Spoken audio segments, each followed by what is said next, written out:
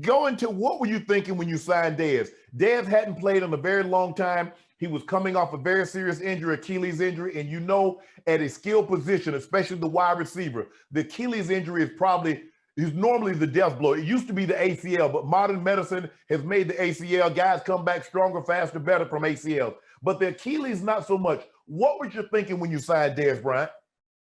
Well, it was a relationship that Eric had with his agent.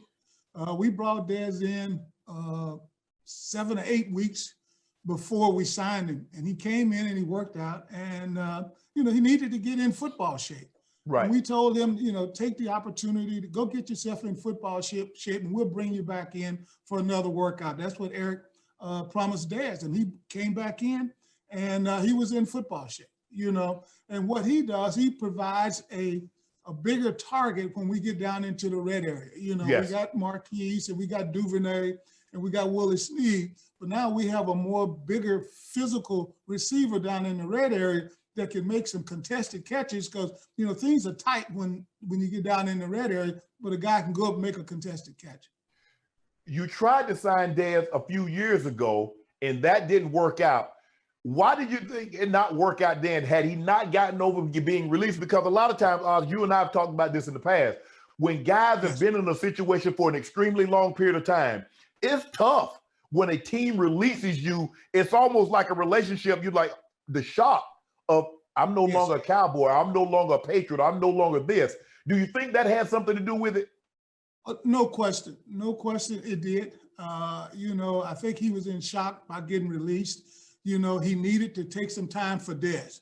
And, to jump right in this situation that we were offering him, he just wasn't comfortable with, and he took a whole year off, a year and a half off. And then obviously he signed with the Saints.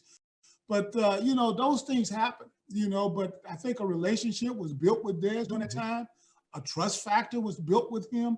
And so when it came time for him to try to come back to play football, then he picked up the phone and called Eric.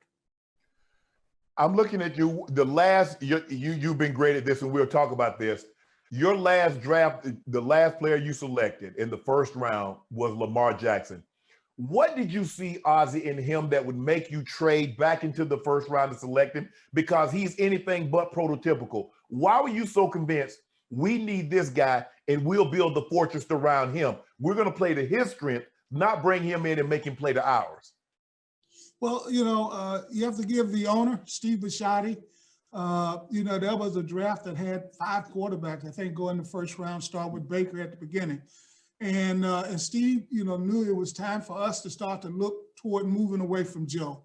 Okay. And he felt like that class was a good enough class to do it.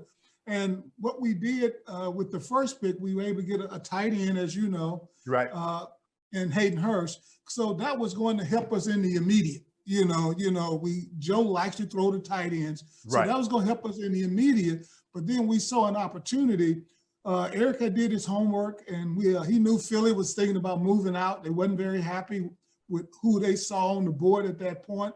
And we had some additional resources with some extra picks. Mm-hmm. So we made the phone call. They were willing to do it. And we got Lamar in, just saying, hey, you're a quarterback. You're going to come here and play quarterback. You know what to do.